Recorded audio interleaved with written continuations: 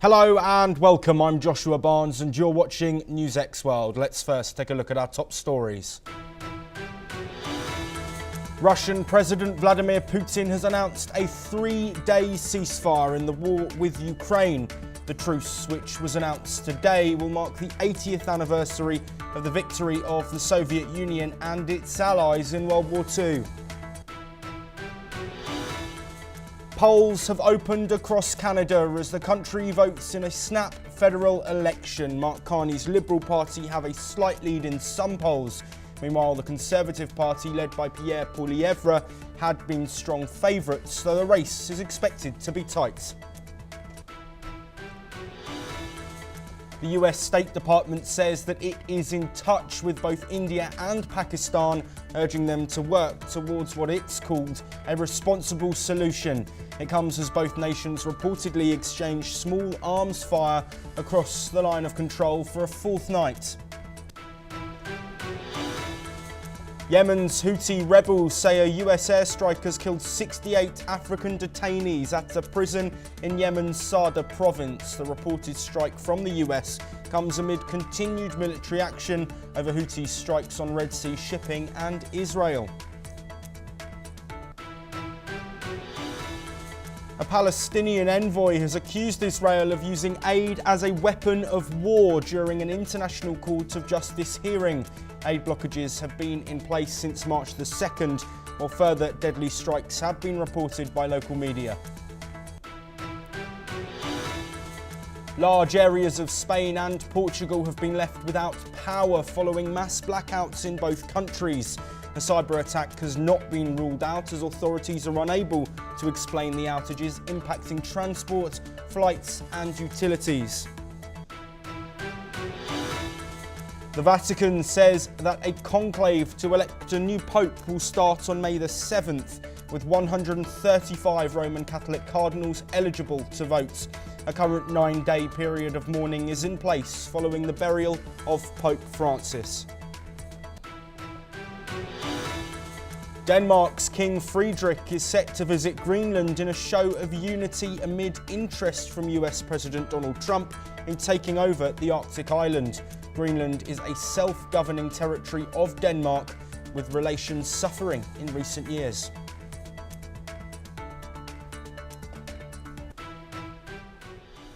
We will be touching on the Canadian elections and continuing our coverage as polling has opened across the country.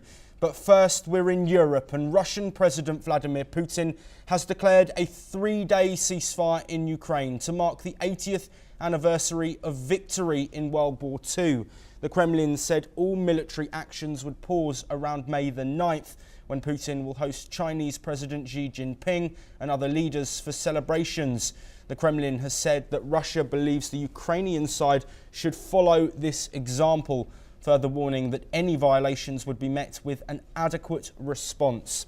In response to the announcement of the ceasefire, Ukraine has said that there should be immediate ceasefire while waits for the right time to come. A similar 30-hour Easter ceasefire saw both sides accuse each other of repeated violations. Putin's moves appear aimed at showing US President Donald Trump that Russia remains open to a negotiated peace. Meanwhile, White House spokeswoman Caroline Leavitt has commented that President Trump is seeking a permanent ceasefire in Ukraine. Let's listen in to what she said. Increasingly frustrated with leaders of both countries. He wants to see a permanent ceasefire. I understand Vladimir Putin this morning offered a temporary ceasefire. The president has made it clear he wants to see a permanent ceasefire first to stop the killing, stop the bloodshed. And while he remains optimistic he can strike a deal, he's also being realistic as well. And both leaders need to come to the table to negotiate their way out of this. And I do think that the president meeting with President Zelensky shows that he is exuding a lot of effort and time into this because he wants to be a... Meanwhile, North Korea has confirmed that it deployed troops to fight alongside Russian troops under direct orders from leader Kim Jong-un. Pyongyang's soldiers, plus artillery and missiles, have given Russia a crucial advantage during its campaign to retake Kursk from Ukrainian forces. KCNA, North Korea's new state news agency, called the victory proof of the firm militant friendship between the two isolated states. For the first time, Russia acknowledged North Korean support, saying Ukrainian forces were expelled from the last village they controlled. Kyiv disputes this, insisting Ukrainian troops remain active inside parts of Russian territory. President Putin thanked North Korean fighters, pledging they would be honoured equally with Russian soldiers. North Korea's ruling party hailed its forces as heroes and proudly emphasised its growing alliance with Moscow. Let's listen in to what the South Korean Defence Ministry spokesperson and Reunification Ministry spokesperson have had to say. 북한군이 우크라이나 전쟁에 가담한 것은 유엔 헌장과 안보리 결의를 위반한 명백한 불법적 행위입니다. 이를 공식 인정했다는 것도 스스로 범죄 행위를 자인한 것입니다. 이에 우리 군은 국제사회와 함께 비인도적이고 불법적인 행위를 강력히 북한의 젊은이들을 정권 안위를 위해 무참히 희생시킨 반인권적이고 비윤리적인 행위라는 진실은 결코 가릴 수 없습니다. 정부는 북한군의 적극적인 철수를 촉구하며 현재와 같은 북한과 러시아와의 군사적 야합이 지속될 경우 이를 좌시하지 않고 국제사회와 함께 Well, in response, the US State Department demanded an end to the deployment, calling it a violation of UN resolutions and a contributor to prolonging the war. South Korea condemned the move as inhumane and immoral, a decision that sacrifices young North Koreans for regime survival. Meanwhile, Trump has urged Putin to sign a deal to end the fighting. Speaking after his meeting with Ukrainian President Vladimir Zelensky in Rome, Trump said that he believes Zelensky is ready to give up Crimea as part of a peace settlement, despite Zelensky's repeated public denials. Well, joining us to discuss all of these developments is Jim Rice, a professor of international law, who's joining us from Vigan in the Philippines. Jim, thank you for being here with us. We have to, of course, start with this announcement of a 3-day ceasefire by Vladimir Putin to mark the 80th anniversary of the end of the Second World War. Of course, this should see an end to fighting, but what's the wider significance given the dialogue that we've seen from Putin, Zelensky and also Trump in recent days? Well, as for the announcement of the ceasefire to presumably to commence from the from the 8th of May, given the fact that there have been about 20 failed peace ceasefires that have already occurred, I would be very skeptical as to whether this one will be observed, certainly by the Russian side. Yes, absolutely, Jim. Of course, the ongoing discussions have been taking place everywhere, of course. We know Witkoff was in Russia to meet with Vladimir Putin. We know that Trump had a conversation with Zelensky in the Vatican as well. As leaders call for peace, how close really are we for a permanent peace, and what is needed from all of these leaders in order to get that over the line? Well, those are good questions that you're asking. As for the motivation behind Putin's sudden decision to to announce this 3-day ceasefire, I would guess that this is probably in response to Trump's conversations with Zelensky during the Pope's funeral, and Trump's subsequent tweeting out of his skepticism regarding Putin. So I think this is probably a response by Putin, given Trump's show of displeasure. Yes, Jim, and to end our discussion, we have had confirmation of North Korean involvement in the war between Russia and Ukraine, of course fighting alongside Russian soldiers. This information was reported and we have now had confirmation, but given the impetus of North Korea and the risks that it may pose not just to a continuation of the war but also fears from South Korea over security in that region, what decision has been made and why has this decision been made by North Korea to confirm this, and what could the impacts be? Well, I'm not sure whether this is included in the opening, but North Korean involvement in bringing in combat troops began last autumn, I believe, the autumn of 2024, and they brought in about 11,000 troops, which they put on the ground, and all accounts were that although they were a complication for the Ukrainians, they were somewhat ineffective because they couldn't communicate with their Russian commanders, and they presumably lost about 1,000 troops. The question now is, after the Kursk issue, will the North Koreans be pulled out? The other thing to just mention very briefly, this is really a kind of a commercial venture on Putin's part. It was reported that that Putin was paying North Korea about $2,000 per month per soldier. The vast amount of money was, received by the North Korean government. Jim Rice, thank you ever so much for joining us. Of course, this situation is continuing to develop, and we will be across all of those updates and bring them to you here at NewsX World. We move now to North America, and polling stations are now open all across Canada, with Nova Scotia, New Brunswick, Prince Edward Island and Labrador joining the vote. Voters are making their way to the polls. Before we dive deeper into the race, let's have a quick look at Canada's electoral system. Now, it mirrors the UK's Westminster model, where voters elect representatives, known as MPs, by riding. The party with the most seats typically forms the government, and its leader becomes Prime Minister. A majority win requires 172 seats. But if no party reaches this figure, a minority government can be formed. Meanwhile, US President Donald Trump has weighed in on Canada's election.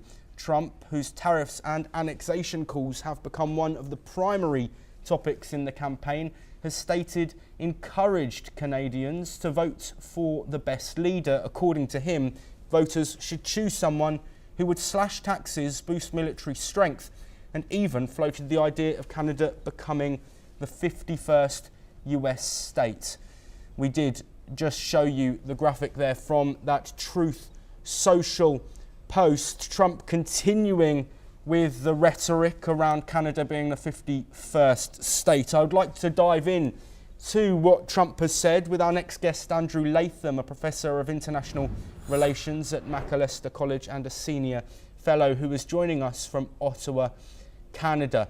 Thank you very much, Andrew, for joining us today. The election is ongoing. Polls are now open across all of Canada. Trump's comments have also continued on election day. What can you tell us about Trump's influence in this election and how his words might be shaping voter opinion? Well, for a while, it was shaping voter opinion very, very powerfully.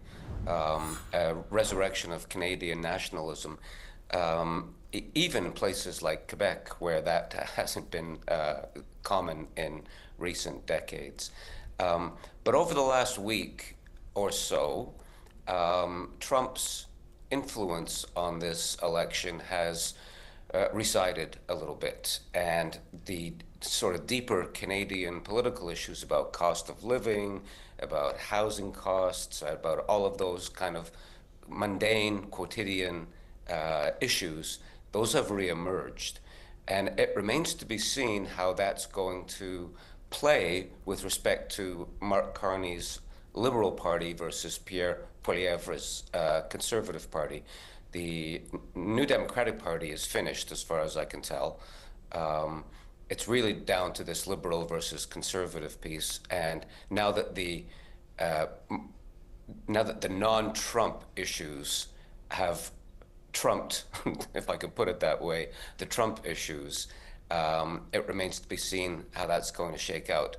If I were a betting man, I would say that Mark Carney's Liberals are going to end up with a majority in the House of Commons, and therefore he will end up, Mark Carney, as the Prime Minister. but it's really neck and neck at this point. Absolutely, Andrew. I'm hoping on screen we can get up Trump's Truth Social post once again. I just want to read a section of it to you and get your opinion on what has been said, because the rhetoric and the words that Trump is continuing to use even on election day could be extremely pivotal given current public sentiment in Canada. He says, "No more artificially drawn line from many years ago. Look how beautiful this landmass would be. Free access with no border, all positives with no negatives. It was meant to be. America can no longer subsidise Canada with the hundreds of billions of dollars a year that we have been spending in the past. It makes no sense unless Canada is a state."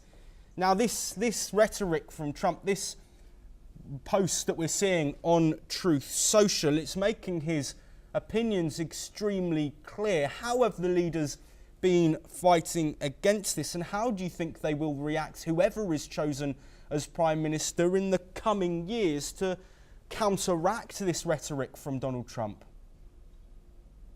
You know, annexing Canada has been an American delusion for about 200 years. Canadians, by and large, for the most part, across the board, have resisted this on the battlefield in 1776 and 1812. The reason why the American White House is white is because the U.S. forces pillaged what was then called York, but which we now call Toronto, and the British and Canadian forces responded by torching what was then the Pink House, and it had to be repainted and whitewashed. Canadians have by and large, no interest in becoming the 51st state. And by the way, there are 10 provinces and 3 territories in Canada, so it really wouldn't be the 51st state. It would be the 63rd state taken together. And given Canada's predilections, it would result in a permanent Democratic Party majority in the U.S. Senate and the U.S. House of Representatives. Really, I don't think that Donald Trump and his acolytes and supporters have any interest in that. And it's not going to happen. And as I said earlier, earlier in this election campaign, this was a huge issue. But now, in the last week, and now the last day, and the people are voting today, literally, it is back to more important day-to-day issues about cost of living and things like that. Yes. Canada, I will tell you this right now, I'll bet my bottom dollar, Canada will never become part of the United States because its very identity is constructed in opposition to the United States. Yes, Andrew, absolutely. We are coming to the end of time on this discussion, but as we show some images of the leaders who are hoping to win this election, what can you tell us about some of those issues that you mentioned there at home, away from global issues, that are really shaping this election as Canada heads to the polls? It varies by region. If you look at the province of Alberta, for example, one of the big issues is to whom should they sell their oil and gas? Is it going to be to the United States? And that part of Canada has been selling at sub-market prices, selling oil and gas to the U.S. for almost 100 years now. If you look at Ontario and Toronto in particular, the issues really are less to do with the United States and more to do with just the cost of living. Young people, millennials, Gen Xers and Gen Zers, if I can put it that way, are increasingly feeling like they can't start a life because the cost of housing is just too high. And then if you go farther east to Quebec, there are still residual kinds of separatist sentiments, although those have been, I think, sublimated to a large extent. So it's very regional in Canada. The upshot, though, is by and large, Canadians are voting today on the basis of Canadian issues, not delusional American annexationist fantasies. Andrew Latham, thank you ever so much for providing us an insight there. Of course, with Canada heading to the polls, that is 3/4 of the eligible voters after around a quarter submitted early ballots. We will, of course, be bringing you updates as we get those results and as we get more updates. But we move on now, and viral videos on social media featuring family members who lost their loved ones reveal that in Kashmir's Pahalgam Valley, 26 individuals were systematically executed. These individuals have been identified by their names, religions, and in some cases, their inability to recite Islamic prayers.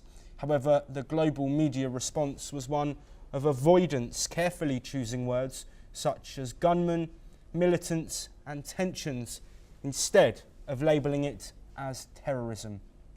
This reflects a broader pattern where the value of a life and the weight of a headline often depend on the identities of both the victims and the perpetrators.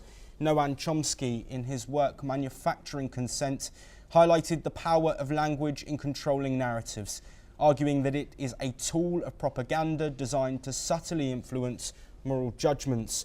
The BBC is now facing criticism in India for its coverage of the Pahalgam terror attack. The Western media's portrayal of the tragedy has been called insufficiently severe, with the Indian government formally objecting to the BBC's terminology. The government has sent a letter to BBC India head Jackie Martin expressing strong disapproval over the use of the term militants to describe the attackers. The External Publicity Division of the Ministry of External Affairs will monitor the BBC's future reporting on the matter. This criticism follows a BBC report titled "Pakistan Suspends Visas for Indians After Deadly Kashmir Attack on Tourists," which some social media users claimed misrepresented the situation and implied India as the aggressor. Additionally, the US House Foreign Affairs Committee recently condemned the New York Times for similar language, calling the attackers militants instead of terrorists. Other Western outlets, including The Guardian and The Washington Post, also use similar terminology. Well, as we of course continue to cover the fallout and the ongoing tensions following this devastating terror attack in Pahalgam, Kashmir, we continue to discuss the media and their impact on covering such a terror attack. Joining us to discuss that is retired Major General Sanjay Sawyer, Senior Defence Expert. Thank you very much, Major General, for being here with us. Of course, we're looking at a situation in which Western media are reporting on this devastating terror attack in a way which some social media users say misrepresents the reality and the facts of the situation. How important is it that media are correctly representing a situation as extreme as this, with potential consequences as serious as this? Absolutely, Joshua. In fact, thanks for the invite. And I would like to ask them the feeling, if they could get the feeling of the people who lost their near and dear ones in front of their eyes. The videos are very clear that it was a live firing. Some militants had fired, terrorists had come, they fired on the unarmed people, on the tourists, and they also asked the religion. I mean, how can we can be soft on those? How can our language be like militant, not terrorist? They are absolutely dreaded terrorists. This is a heinous crime against humanity, and a terrorist is a terrorist for everybody, irrespective of any country, any religion, or any caste, color, creed. So we have to think on those lines. Unfortunately, I would say that what BBC had mentioned, that Pakistan bans visa for Indian tourists due to terror attack in Kashmir. No, it gives an impression as if India has carried out a terror attack in Kashmir. So that's why Pakistan has banned a visa for Indians. I mean, this kind of misrepresentation, the people who are not aware, maybe in the West, some people may not be keeping a tab of what is happening in India and Kashmir. There are a number of other things. Once they read it, they form an opinion. Yes, India is oppressor. India is not following human rights issue. India has been suppressing the Kashmir. I mean, if anybody has been to Kashmir, last year I was there in Kashmir. It was absolutely open. I could go around anywhere. The people were welcoming.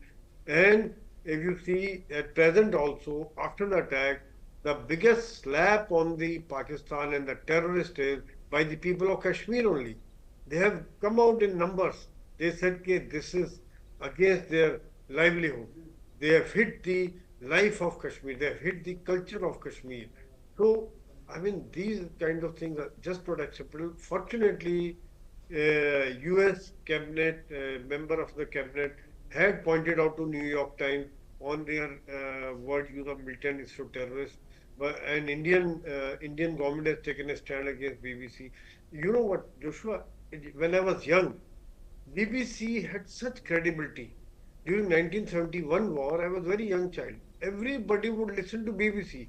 We will believe BBC more than the India or Pakistan channel because we knew that they would be impartial, they will give the truth news.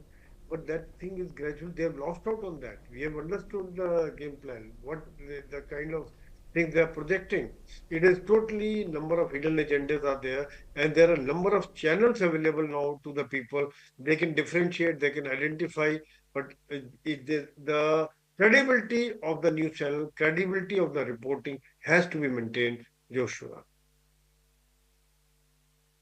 Yes, absolutely, Major General. Of course, the attack that we've seen has brought out support from governments. We've seen world leaders from across the globe with support for India following the terrorist attack that we saw, the horrific terrorist attack that we saw in Pelgam. In your opinion, why do you think that media outlets aren't following that same sentiment and calling this a terrorist attack when it's so clear and governments from across the world are reaching out to India, calling Prime Minister Narendra Modi after the terrorist attack and providing support?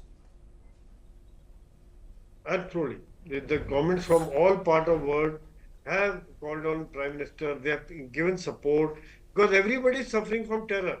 Everybody is, whether it is Europe, whether it is America or a Middle East, there are terror attacks everywhere. People understand that a terrorist is a terrorist. It has no religion. So we have to, that's why they are standing together with India. They are providing support, and they also understand that India has always been raising voice against terror in all global forums, and we have been against terror, and we have suffered a lot, and a lot of other countries are also suffering. They all understand, they share our pain. Joshua. Yes, Major General Sanjay Soy, thank you ever so much for being here with us. That is all that we have time for, but we will continue to bring you more of the latest breaking news from across the world.